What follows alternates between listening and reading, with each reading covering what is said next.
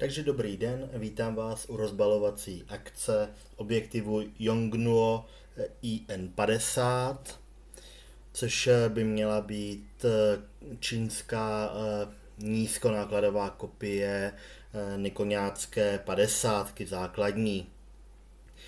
Krabička vypadá hezky, ale to oni Číňani umí a to nejsem rasista, nic takového. Takže se podíváme, co je uvnitř.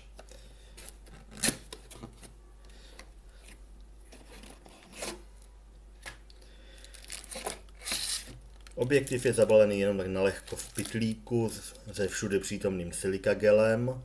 Máme tam ještě návod v mně neznámém písmě a ještě nějaký letáček, nebo co to je.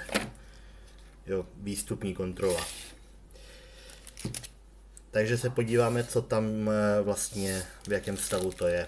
Objektiv je už na první pohmat velice lehký, což je docela rozdíl proti předloze 50 CG.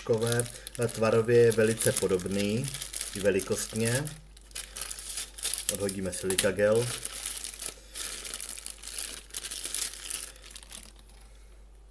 Jak říkám, tvarově je velmi podobný, akorát je mnohem lehčí. I krytky jsou velmi podobné se všudy přítomnou reklamou. Vypadá pevně, nikde se nic krom krytky nehýbe, tak se podíváme, co tam máme. V některých videích jsem viděl, že jsou tam nějaké gumové ochrany, no, ty jsou tady taky. Za to musím Číňany pochválit, že se tak starají, aby se to po cestě nepoškrábalo, tak to zkusíme sundat. No, což se mi ne úplně daří. Budu muset použít nástroj. Tak, povedlo se. Dokonce bez rýhy. Předpokládám, že na druhé straně bude to samé, ale tam už s nožem nepůjdu, na to fakt nemám. Jo, tady to půjde v klidu. Trošku se to zaseklo, ale... No. Tak. Trošku mi ho přivřeli do čoček, ale... v poho. Tak zkusíme, jak to bude pasovat na foťák. Mám tady na to svůj D600.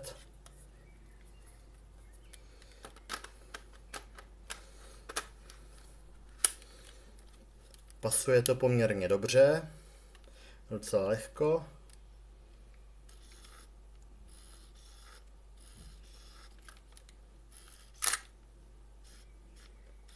Vidíte, že autofokus je poměrně krátký.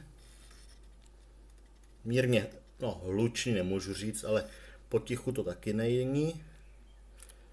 No, tak vypadá to docela dobře za ty peníze, myslím, by to nemusel být špatný kauf.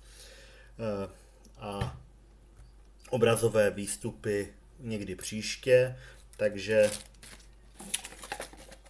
Yongnuo IN50 1.8 clona. Díky za pozornost.